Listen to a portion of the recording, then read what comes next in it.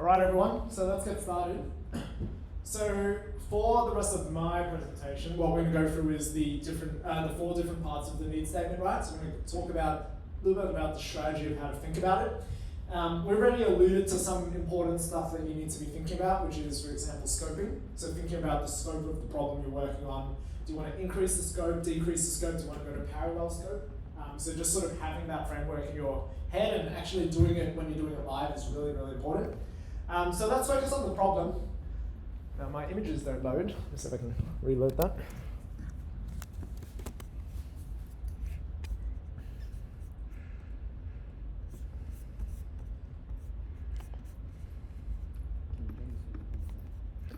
So, yeah, already have. Cool. So this is the problem, like I said before, from the user's perspective. Okay, and so implicit honesty in the problem is, do you know which user you're talking about as well, right? And part of the sort of challenge of this is, in a lot of contexts, who you think might be the user actually might be completely different, particularly in a low-income setting, right? So a sort of classic example of this is, you know, when we think of cataract surgeries, the vast majority of us think of ophthalmologists, right? Ophthalmologist, the eye surgeon, right? But in low-income countries, does anyone actually know how cataract surgeries are done? Any ideas? No. Good thinking, right? Any other ideas? So there are actually these people called cataract surgeons who all they do are cataract surgeries. So they're actually not physicians, they're not doctors, they're not surgeons. They are merely cataract surgeons. So they're literally just people who have undergone like a boot camp for 3 months. They know how to do cataract surgeries, and all they go around doing is cataract surgeries. Okay? So you see how the user is completely different, right? That's why you really have to challenge any assumptions you might have about whatever problem you're solving, because whatever problem is, you know, actually happening on the ground, it might be completely different people who you're used to, right? Who's actually dealing with the problem. And so you really have to dig in, figure out, is it, for example, a specific type of, you know, surgeon that isn't even a surgeon or a general surgeon or a physician even, right?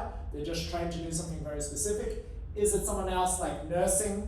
Is it someone else like the patient's family, right? There's a lot of stuff that honestly is completely different to how we see it, and so you really have to challenge that. The user is generally someone who has direct exposure to the problem, right? And will ideally administer the solution, right?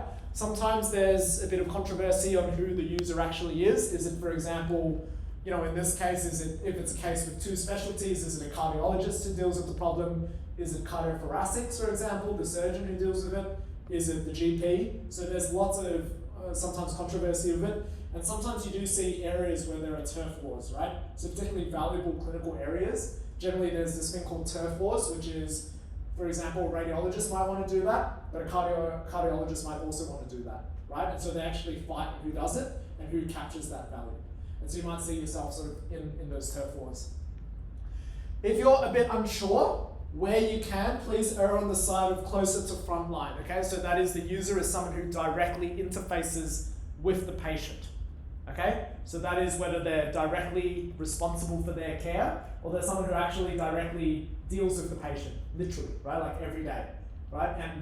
And you'll see this quite often, but doctors aren't as involved to the front line as you might think, right? Sometimes it's actually nursing staff who might be really actually with the patient most of the time, right? And so they'll know a lot of the issues that come up, while doctors might know it theoretically, but not really what's happening to the patient, okay? So our recommendation is, again, make sure that you first-hand interview someone who's close to the front line and honestly spends a lot of their time dealing with the patient's issues. Now, in terms of where we generally lie, clinicians are often great at generating needs, so I don't expect you to sort of have issues with brainstorming reasons why something's failing. However, clinicians are often subject to blind spots, and I've noticed that this is correlated to how much experience that clinician has in a certain field, right? So if you, for example, ask, you know, say you're doing some cardiology thing, if you're speaking to a cardiologist who has spent, you know, most of their career in that field, right? They generally sort of have blind spots to things that could be done better, right? Like so they'll have like, you know, maybe it's a better device that they want or something, but they're sort of really blind to a completely new way of doing something, right? So a sort of classic story of this, which I think I talk about in a later slide, is oncologists, right? So there was a group at Stanford and I think in Hong Kong that were looking to create a blood test that could detect cancer, right? So I'm sure you've heard of it, it's called liquid biopsy, right? It's a new sort of technology that's coming up over the last few years. And when they spoke to a lot of experienced oncologists, they couldn't fathom sort of this investigation, right? Because the paradigm that they had been trained in to sort of work in over decades was, you get cancer and then you treat it rather than trying to detect that cancer before it becomes serious. Does that make sense? So it's sort of a paradigm shift. And so I found that experts, are great for sort of what's happening right now, what could be incrementally improved, but they aren't great for paradigm shifts, right? Which is whole new ways of thinking, just because their training doesn't really rely on it. Clinicians also seem to be worse at unearthing unique insights. And so, when you have an engineer sort of sit down and talk with you about an unmet clinical need or someone who's sort of fresh to the field, often they'll ask questions like, why aren't you just doing that instead? Or why aren't you doing this, right? Like, it's pretty obvious to someone who isn't trained in oncology that you should be detecting the cancer way before it becomes stage 3 or stage 4, right? But to oncologists, just because, again, their frame of mind is that, they often might miss that, right? And so having sort of that fresh perspective, right, and maybe even talking to your friends or family members or whatever about the things that you're working on, they might just ask an important question that you might have missed, just because you have that clinical training now, right, or starting to have that clinical training. And so the way that you think is being shaped in a certain way. Now, the fix to this is to always bring a beginner's mindset, and what I mean by that is be okay with not knowing why things happen a certain way and honestly just asking about it, right? So, be very much like the first day of med school, right, where you sort of don't know what's happening, and actually ask people, why are they doing it this way? If you see sort of like an unusual fix that they're using for a certain problem in hospital or on the ground, ask them why. Why are they doing that, right? Is there a reason why they're doing it in that specific way? And I'm sure, these are all very rational people. They'll have a reason behind it, and you want to understand that reason, okay? Keep digging deeper. And so ask why a lot, even if you think you know the answer. So the worst thing actually is when clinicians think they know the answer to why there is a problem on the ground, right? Usually it means that you can't sort of unearth unique insights, and assumptions are indeed the worst error for innovators. All right, and that's the cancer test, so please feel free to look it up. That's actually the cancer test that has come out, right, called Galeri. Just got acquired as well, so it's quite a financial success. But this was the blood test that sort of challenged our notion of how we treat cancer. And so we actually tried to shift cancer treatment to much earlier in the disease phase, right? We're trying to detect it at much earlier stages, and therefore, as you can imagine, mortality really rapidly goes down if we're treating it at stage 1, stage 2, rather than stage 3 and stage 4. Okay, now recall your goal will be to generate sort of tens or hundreds of needs sort of in these upcoming days. And so there's a lot of strategies that you can use. Obviously one is, one that we've mentioned now, which is dig deeper and ask stupid questions, sort of just ask lots of questions or try and figure out why, read into why, sort of be the team that spends a lot more time figuring out sort of the unique insights and figuring out why things work the way they do. Now other techniques as well is stuff called scoping exercises, and this generally encompasses problem scoping, journey scoping, and user scoping, so we'll cover what those mean. So problem scoping, generally the sort of trick that people use is to actually just draw a tree, right? And so say you have a problem that you've identified, say reduce falls from poor vision, you can actually make the problem that you're working on a lot more specific, right? So if you move up the tree or towards one of the branches, right? One way that you can sort of deal with reducing falls from poor vision is to target cataracts specifically. Okay, so cataracts is a cause of poor vision. You can also move back down the tree, so towards the trunk of the tree, in which case we're dealing with a much broader problem. So instead of reducing falls specifically from poor vision, we're now just reducing falls. Okay? So you see how this is a very useful exercise for us to understand. Should you be digging deeper into a smaller but more specific problem, or are you trying to tackle a much broader problem? Okay? And getting the scoping level on your problems is absolutely critical, right? Because as you can imagine, the solutions for reducing falls in general is going to be very different to the solutions from reducing falls from cataracts specifically, right? So the set of solutions that you're going to explore are vastly, vastly different, okay? And then at the same time, it's worthwhile asking, if we're operating on poor vision, should we operate on something that's parallel? So for example, age-related macular degeneration, right? So you can sort of experience sort of different scopes and see what feels right, okay? And this is actually where some of that innovation experience comes from, which is knowing which is the right level of scope to target, okay? So this is sort of a general form of the problem scoping, right? So you have your initial problem, just try it on for size, right? It's a bit of a Goldilocks problem. So it's like, hey, what does it look like if we have a broader problem? What does it look like if we try this narrower problem, right? Does it feel right? And what does it feel like if we have this parallel problem, okay? So again, just more permutations, right? When you have a need statement, just try this exercise and see if you should be targeting narrower, parallel, or broader. Okay, so journey scoping. So journey scoping is when you actually map out the clinical workflow, okay? So in this case here, we have, for example, patient develops a visual issue, right? The visual issue worsens over time, the patient falls, the patient's admitted to the hospital, and the patient is discharged, right? So if, for example, we're dealing with prevention of falls, then would work right here, right, in the clinical workflow. But a big question is, should we go even earlier? Should we go later, right? So mapping out the clinical workflow is a very useful exercise because it allows you to sort of think about the clinical workflow and where you should be acting earlier or later and where the problem really lies, okay? So again, just different ways to sort of stimulate your brain on how to figure out the problem. User scoping. So in user scoping, the questions you need to ask is who else is involved in the patient's care? Okay, what other stakeholders have you not considered, right? Can someone else be empowered? You know, so for example, we talked about the anesthetic registrar before. Could it, for example, be someone brought up the nurse practitioner, right, who could be involved in intubation, right? Someone who's just trained to do intubations constantly, right, and so they get really good at it. And in low-income countries in particular, there's this giant concept called task shifting, which is the rational redistribution of tasks, generally to someone who's less trained. Okay, so it's like that cataract surgeon idea, right? We don't need a fully fledged ophthalmologist for cataract surgeries. We just need someone who's really good at cataract surgeries, and they do thousands and thousands of them, and they get really, really good at cataract surgeries, right? You don't need the whole spectrum of someone trained in ophthalmology, okay? So task shifting is a very important sort of concept in low-income countries, and so they're a lot more open-minded to this, okay? You know, and it's something to think about even for Australia, right? Do we need people who are completely trained in the whole spectrum of a disease in order to be really good at something, right? Because what's happening now anyway is that we're getting sub-specialization, right? In a lot of specialties, we're getting people who are getting really good at very specific things, right? They've had that whole training and then get sort of really specific. And so we're sort of shifting towards that rational redistribution, but in a different way.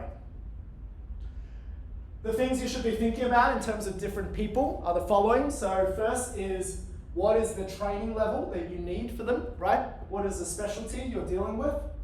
Do they have specific clinical interests? What kind of facility should they be working in? You know, can you, for example, shift something that's in a major hospital out to the community? Does it have to be in a hospital, right? Does it have to be even in a clinic? Can it be at home, right? So that's sort of where you need to think about when you're looking at problems. Can you, for example, shift it to carers and family, right, and actually take the burden off the healthcare system? Are there any specific demographic or socioeconomic focuses that you can look at for different problems as well? Okay? For example, could you be looking at, you know, problems that are present in marginalized populations or populations which are much lower socioeconomic? So just again, things to think about when you use the scoping. All right, so that is the problem. The second part of the need statement is the population, okay? So this is the population with the specific unmet clinical need. And it almost always is a patient population of some sort, all right? Now I say almost always just because some solutions are targeted towards doctors, okay? So sometimes you're solving a specific issue for doctors, okay? In which case the population would be, for example, a population of clinicians. Now, we are usually pretty good at figuring out the basic population. Okay, so we sort of have an idea, like that anesthetic registrar one. We know that it's a patient who could be undergoing surgery, could be a patient in the ED, right? So we sort of have a good idea of that. But once we have the basic population, like I said before, we need to do a bit of population scoping, which is figuring out the specific segment of the population we're going to target, right? So, we, for example, talked about Sudanese children. It's unlikely our solution, right, will target all Sudanese children. That's like a very high ask. It's sort of saying you'll target all Australian children, right?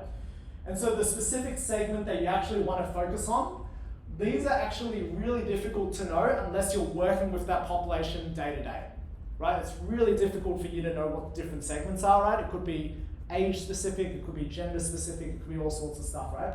And so that's where you actually need to draw some unique insights from those at the front line, right? Because only those who sort of are constantly exposed to this population can figure out what the archetypes are, right? What the different segments are, what the different groups are, what the different types of patients are, right? And so as you can imagine, if we're dealing with, say, I don't know, like a group of MS patients or something, you really want to talk to someone who's dealing with MS patients day in and day out, right? Because that's when they know what the archetypes are. It could be like a patient with these habits, could be a patient with these sort of set of interests or something that's causing issues, right?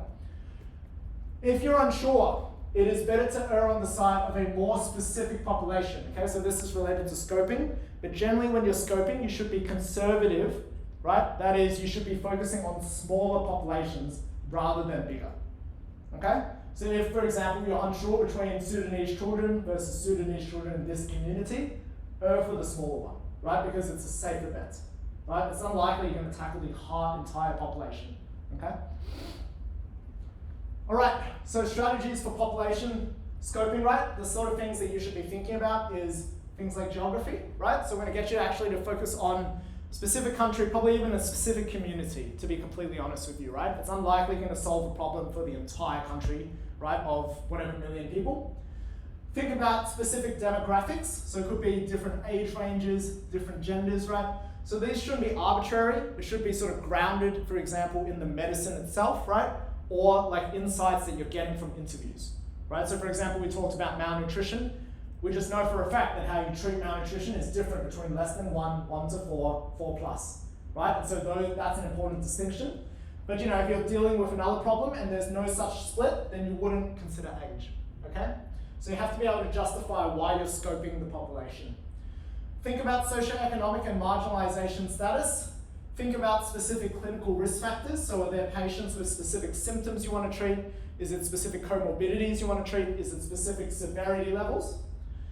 Attitude towards healthcare providers. So lots of countries have issues with, or sort of historical issues with healthcare systems in their own country, right? So for example, a distrust of their healthcare system. So think about if that's something you want to combine in. Any existing treatments they've received before, and access to technology in healthcare, okay? So these are things you have to think about. Does this population have access to the internet? Does this population have access to mobile phones, right? Does this population sort of have access to things that you can leverage?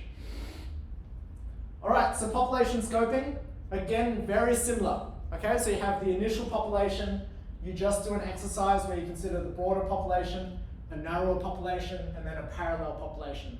So an example would be this, so malnourished children in Malawi, malnourished children in this specific region of Malawi, malnourished children in general, right? And then malnourished children in Syria, okay? So just think about the different scopes of the population.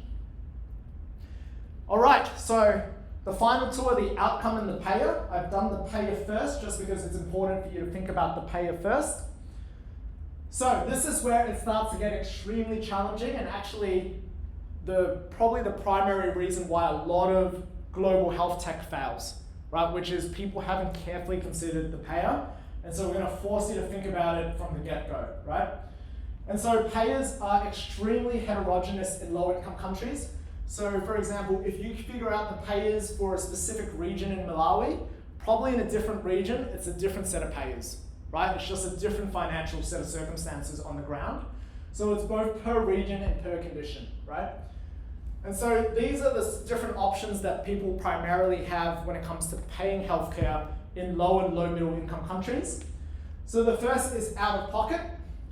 As you can imagine, a lot of people actually have to pay out of pocket to pay for a device or a drug or whatever, but the funds that they have generally are extremely limited. Okay, so it's usually, maybe if you can figure it out, like there's a chance that it can be a viable funding strategy, but usually it's very, very challenging, right? Because if you build a device, and even if it costs like $10 or $15, it might be way too much for someone to be spending on healthcare, right? The second is government funding. Usually this is not great. As you can imagine, these low-income countries, they don't spend a lot on healthcare, right? And their budgets aren't huge. And whatever device you create is they're not willing to sort of suck it out of their budget, right? To run the rest of their hospitals, okay? So again, not great. Donor funding, international aid, and non-government organizations. So we'll have a whole sort of lecture on the different ones here. Again, these have a lot of money, but the problem is their priorities can be very fickle, okay? They can sort of change on a whim, but a lot of companies do rely on that, okay? So that is sort of an avenue, but you have to think carefully about what their priorities are. Some communities in very rare places have insurance schemes that they've managed to set up, right? So there's all sorts of insurance schemes that you can sort of figure out. Sometimes people just pull funds together. Sometimes it's some sort of community resource that they can tax, right? But yeah, insurance schemes sometimes exist. And then people have also come up with all sorts of innovative funding vehicles. Unclear if they'll succeed, right? It's sort of in the area where we're still experimenting a little bit with them, right? So, you know, time will tell in about 5 to 10 years as to whether these work or not. All right, the outcome. So the outcome is a quantifiable metric that is compelling to the payer. So once you figure out who the payer is, you have to ask them, what is it they're measuring their success on? Okay, and do you move the needle enough, okay, for them to pay? So quantifiable here means that it's an outcome that can be measured and tracked, okay? So very clear, it has to be something that they can measure. Okay, they have literally someone on the ground measuring the success, okay? They can track it, they can report back to their superiors and say that they're doing great, okay? And compelling means that it's highly visible, so that is, you know, everyone's a hero if you can solve this, and it's widely accepted, so there's no controversy on whether improving these numbers means that the company has succeeded. Does that make sense? So this obviously requires you to understand the payer very well, right? If the payer is the patient themselves, then you have to ask, what does the patient or carer actually want? Okay, so for example, some people want to reduce pain. They want to do so that they can improve their lifestyle, or they can do more sports, or they can go out for walks with their grandchildren, or whatever it is, right? So that's what they actually want. The government, usually governments have some sort of key performance indicators, okay, KPIs, which is a metric of how successful their Department of Health is, basically, right? And so you can take a look at those KPIs and see if anyone actually cares about them, okay?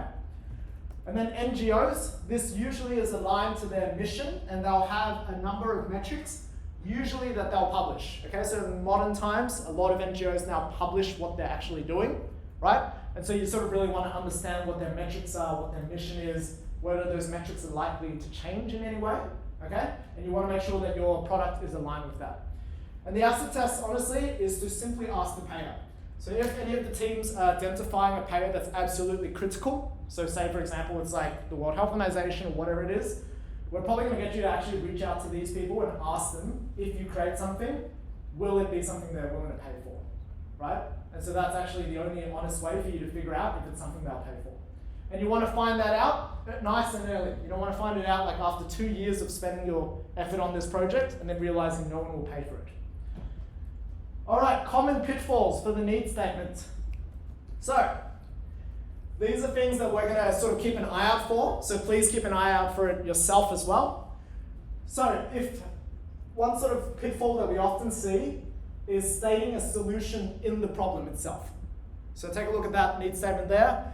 A way to develop an antithrombotic coronary stent for. So you see how we've defined a solution in the problem, okay? So this is a big no-no, and the primary reason why is that it both constrains the needs and the solution space, because it does assume now that we're going to create an antithrombotic coronary stent, okay? So avoid stating the solution in your need statement, okay? So make sure that you avoid doing that. Sometimes another pitfall is stating the need in the outcome, okay? So a way to reduce falls in the elderly to reduce falls. Okay, so you see how it's a bit of a circular argument, right?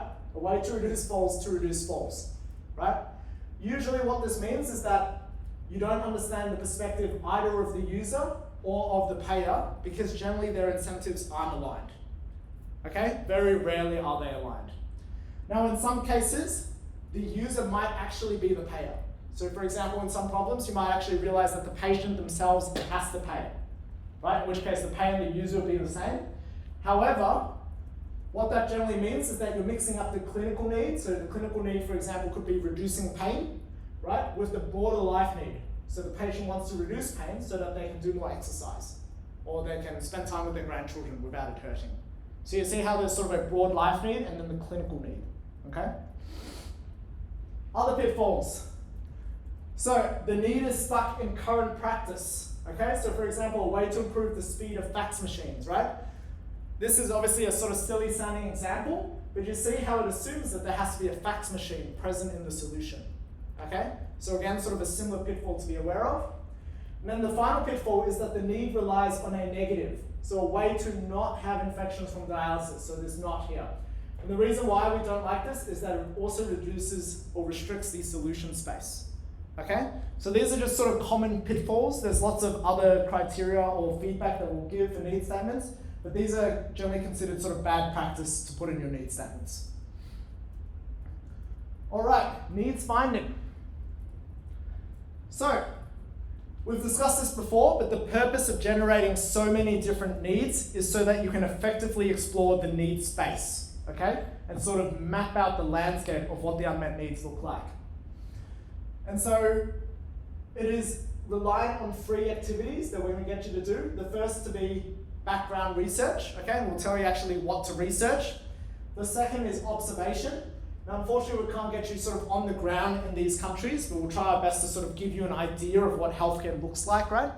And then the third is validation interviews, which we're going to rely very heavily on. So that is getting you guys to talk to people on the ground to figure out more about the problem and more about what solutions might work, okay? So, background research. These are the questions you need to ask, so feel free to take a picture of this, right? So there are 4 main categories you need to cover when looking at an unmet need. The first is understanding the disease state itself, okay? So for example, if you're interested in malnutrition, you really need to understand how malnutrition works, what the sort of clinical aspects of it are. So that sort of stuff, all the stuff that you learn in med school is going to be very useful for you to get a feel for disease state fundamentals. The second is existing solutions, okay? So what do people use right now to solve it, right? So malnutrition, you might find out, dig a bit deeper, find out that, for example, breastfeeding is very critical to avoid malnutrition, right? So what are the existing solutions that people are using now? Are they, for example, using, sort of other solutions to breastfeeding when they cannot breastfeed, right? Like what other existing solutions on the market? The third is stakeholder analysis. So who is actually involved in the care of the patient? Who is making the decisions, right? Who is actually involved in all that stuff? Then the final thing is market analysis. So what's the rough market size? And is there someone who's willing to fund?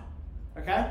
And part of the problem why this is important, right? So even though you might not be doing something commercial, obviously if you're solving a bigger problem, donors will be much more interested, right? If you're solving a problem that's very sort of thin, then donors might be less interested, right? But so these are the 4 sort of things you need to be asking. Okay, at the late stage, and again, you can take a picture of these. These are the sort of questions that you need to ask. Again, it's the 4 same topics, but these are a little bit more advanced in terms of what you need to ask. Okay, so that's background research. Now, observation. So, with observation, historically, most biodesign classes, you have to actually go to the community and observe as much as you can, but obviously just because of financial resources, we can't send you all to different countries, right? But the goal of observation is to gain unique insights for recurring situations, okay? So if you're seeing a common motif sort of come up every time you observe something, right, or so most of the time, right, that usually indicates that there's some sort of issue there. Does that make sense? So it's not really a once-off or something that you might hear about once and you never hear about again. You're sort of looking for recurrence, okay? Now obviously this is very difficult to do remotely, right? But what you want to do is try and paint a picture in your interviews. So when you're talking to people on the ground, right? ask them actually to describe, for example, like vividly what procedure they're doing or what is actually happening when they're talking to a patient and something comes up, right? So try to ask more, I guess, for them to show you something rather than just tell you, okay? Because you're trying to get a vivid picture of what is actually happening on the ground. Now you can also reach out to friends who might be on the ground. So I think some of you might know people who are going through team med or might have connections to different countries, right? See if you can find sort of connections to people on the ground. See what you can find online, right? So a lot of people have access to YouTube now. People post stuff about what's happening in their country, right? See if you can find stuff that actually allows you to observe what's happening. And then finally, make sure and see if you can find a clinician on the ground who is happy to help you, right? Because that is a very sort of powerful connect for you to that community. Now, some clues that you might actually look for is sort of these different clues here. So from a patient perspective, if the patient is stressed, inconvenienced in some way, they've undergone a clinical complication, generally that indicates some sort of unmet need, okay? From a clinician side, if something has malfunctioned, which is very common in a low-income setting, that usually indicates some sort of need. If they're unsure or indecisive, it indicates some sort of need as well. If they've made a high-risk decision, okay, so a decision that you deem to be high risk, right, for the reasons that you can't explain, then that generally indicates a need. And if someone refers to a dogma, that is, how it's always been done, generally that also indicates an area of need as well, okay?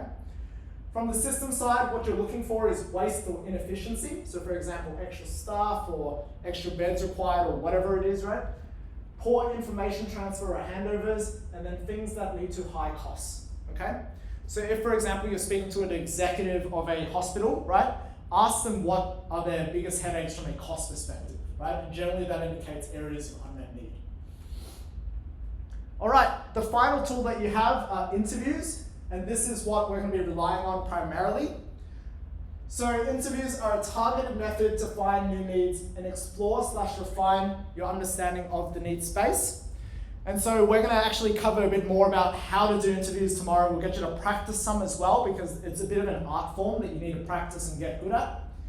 But these are some sort of general tips. The first is when you're doing an interview, please be clear with your priorities, right? So generally, when we get this team here to do interviews, right? We'll have like 1 or 2 key priorities that we want from this interview. Does that make sense? You sort of have to have a clear idea of what you're trying to get out of the person you're interviewing.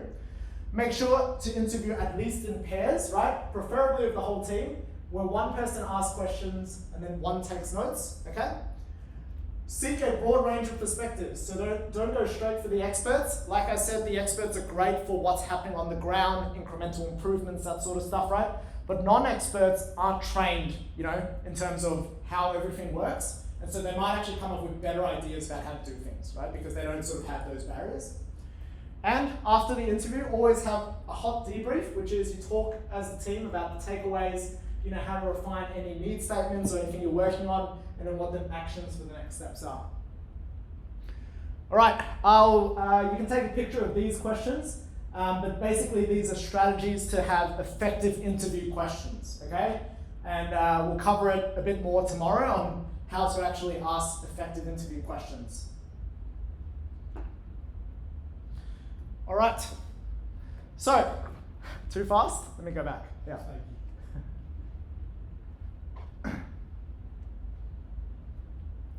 All right, perfect. Now, when you're crafting questions, please be culturally sensitive, okay? One way to do so is actually to reach out to someone based at Monash who has connections into that community, okay? Because they'll have an idea of how to be asking culturally sensitive questions, okay? Because they can sort of interlocute between our culture and their culture.